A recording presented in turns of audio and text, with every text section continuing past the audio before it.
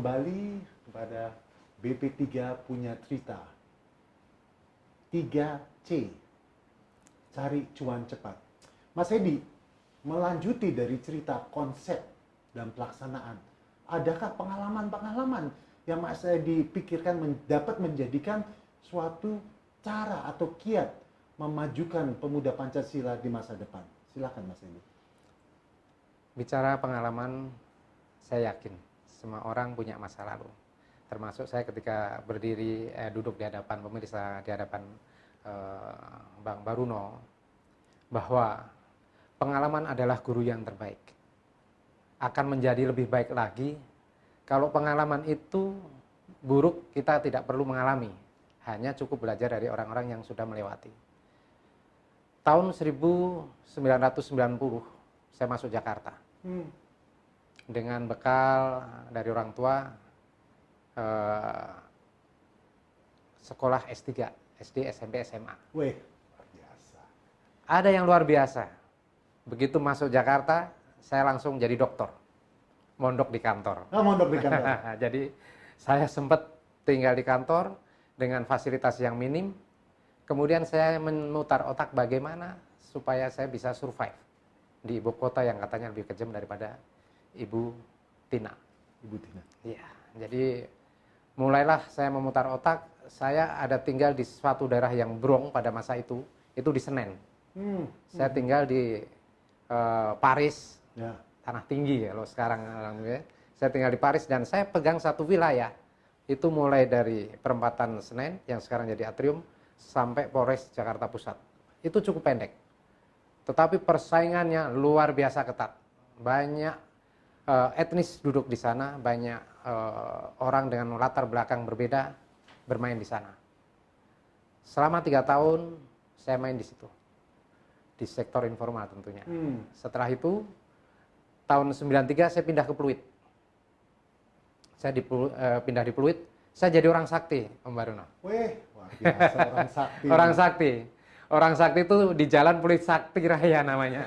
Jadi bukan sakti nggak mempan, bukan. Jadi saya tinggal menjadi orang sakti di Pluit Sakti Raya. Sepanjang Pluit Sakti Raya saya pegang sampai ke BPL, Badan Pelaksanaan Pembangunan Pluit kalau saya tidak salah ingat. Yang megang ada seorang angkatan laut, pangkatnya cukup tinggi. Saya pegang di sana dan di situ sangat rawan gesekan. Karena hampir semua etnis juga masuk di sana. Harap diingat bahwa Pluit itu berdekatan dengan Pasar Ikan, kemudian berdekatan dengan Muara Angke, yang artinya adalah pesisir. Kita sama-sama tahu kehidupan pesisir cukup keras. Tapi saya agak kerenan dikit, walaupun tinggal di pesisir saya nggak bawa ikan. Yang saya pegang apa? 303 sama parkir. Lagi-lagi yang dipegang sektor informal. Ya, setelah kehidupan saya jalanin di Pluit selama 2 tahun, tepatnya 94, saya pindah ke daerah elit. Daerah elit karena saya bilang elit ini untuk BP3 TV nih. Saya di Kelapa Gading. Ketepatan saya pegang di daerah Boulevard Barat.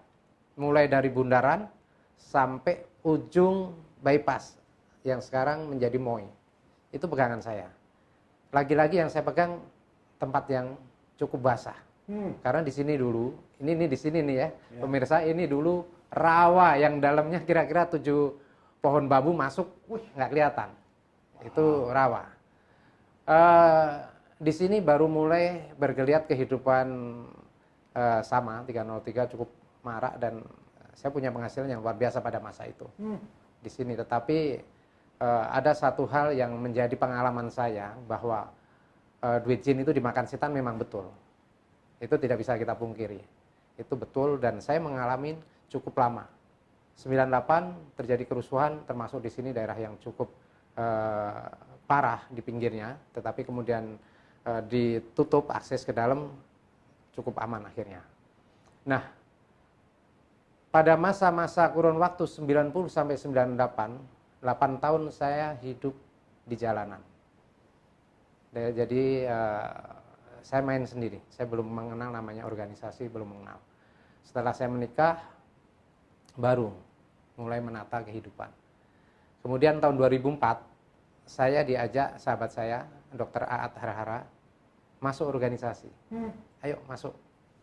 Saya nggak ngerti organisasi apa sih. Karena kita orang kampung. Saya datang jauh dari Solo. Solonya masih Solo Kermeringet. Semua.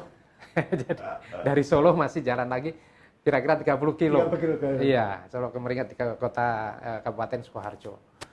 Masuk saya diajak ke PP pada waktu itu ketua MPW Bang Berto, ketepatan pada masa itu sedang dibentuk salah satu badan, yaitu Badan Pelaksana Kesehatan disingkat Bapelkes.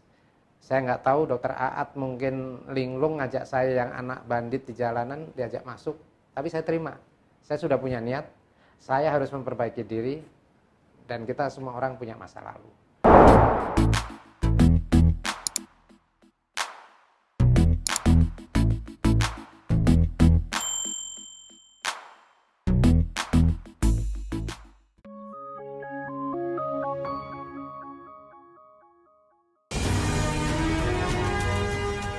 Karena sahabat saya, Bung Arsyad Rashid ini mendeklarasikan diri sebagai Ketua Kadin di dalam pemilihan Munas yang akan datang.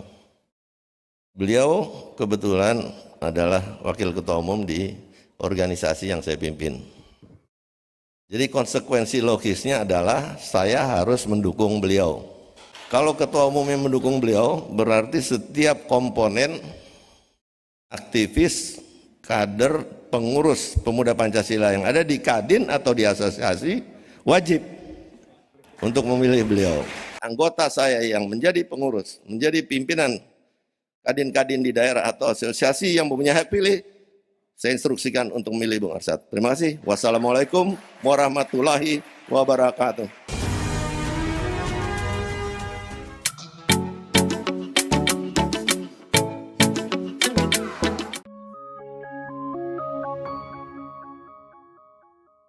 Disitulah saya masuk PP sebagai Sekretaris Bapelkes DKI, begitu. Gitu. Luar biasa. Saya ini sebagai Wakil Ketua 1 BP3 mendengar cerita dari Ketua Bidang BPK, wah ini suatu perjalanan. Perjalanan yang akhirnya bisa kita katakan melewati banyaknya garam, asam, tapi diakhiri dengan gula sebentuk manis. Di awal tadi menceritakan S3, SD, SMP, SMA, mirip seperti prof. Kalau di lingkungan luar mengatakan prof. Prof itu apa? Satu provokator atau profesor. Provokator yang mencari masalah, profesor yang memikirkan masalah apa yang bisa dibangun. Namun menariknya, Mas Edi punya pengalaman segudang. Dan pengalaman segudang dapat dijadikan bagaimana memajukan pemuda Pancasila di masa depan. Nah, pertanyaan saya berikutnya adalah, dari pengalaman itu, Mas Edi, bagaimana Mas Edi bisa mengajak para pemuda-pemuda ini membayangkan ini loh yang harus kita dapatkan. Silakan Mas Edi. Oke, saya lanjutkan 2004 masuk di Bapelkes. Dalam perjalanan waktu saya mulai memantapkan dan mematangkan di organisasi, sehingga setelah menjadi sekretaris Bapelkes, saya diberikan kesempatan untuk menjadi ketua MPC di Jakarta Timur, Majelis Pimpinan Cabang. Itu ada satu gebrakan juga yang pada waktu itu sempat kita laksanakan, tapi masih semi konvensional. Kalau ngomongin formal agak malu dikit kita ya. Jadi ada satu terminal yang paling besar se-Asia konon katanya. Itu kita masuk untuk mengelola dengan kemampuan dan kekuatan kita melobi dan mengkoordinir ormas-ormas yang ada di Jakarta. Kemudian setelah itu kita juga sempat menjalin kerjasama dengan Polres Jakarta Timur. Pada waktu itu kita menerapkan satu perda bahwa tempat usaha minimarket yang beroperasi 24 jam harus menyediakan tenaga keamanan. Kita sudah membicarakan hal tersebut dengan Kapolres supaya pemuda Pancasila ditarik. Ini agak sedikit mengangkat yang tadinya pemain jalanan, agak sedikit masuk di emperan. Jadi secara informal ada kerjasama sehingga teman-teman diambil oleh minimarket yang bersangkutan, kemudian diberi kesempatan untuk mendapatkan penghasilan. Penghasilannya dari mana? Tentu tidak lepas dari paradigma lama, parkir tetap dipegang. Ya. Tetapi secara koordinasi bisa masuk ke teras yang tadi saya sampaikan. Ya.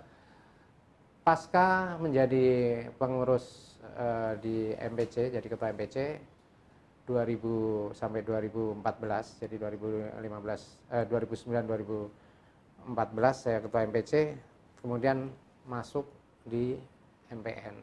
Saya diberikan kesempatan, pada masa itu sekali lagi kesempatan pertama dibentuklah Badan Pelaksana Kaderisasi.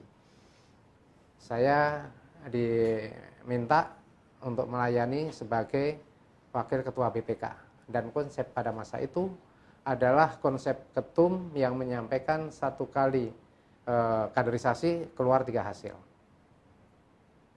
Sempat terjadi perjalanan waktu selama 5 tahun, kita evaluasi, kemudian kita laporkan kepada Ketua Umum bahwa konsep ini harus disesuaikan, karena tidak mungkin kita menjajarkan orang dengan latar belakang A dengan Z, itu pasti akan sulit. Ya.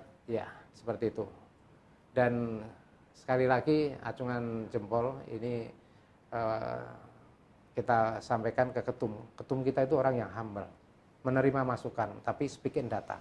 Kalau kita ngomong ngawur, ketum marah, wajar, saya pun juga akan melakukan hal sama. Tapi ketika kita bicara data, beliau menerima, welcome sekali. Ini pengalaman kedua saya memberikan masukan kepada beliau dan bisa diterima. Nah, pada kesempatan yang diberikan lagi oleh pimpinan saya untuk melayani BPK, sekarang dipercaya menjadi ketua BPK.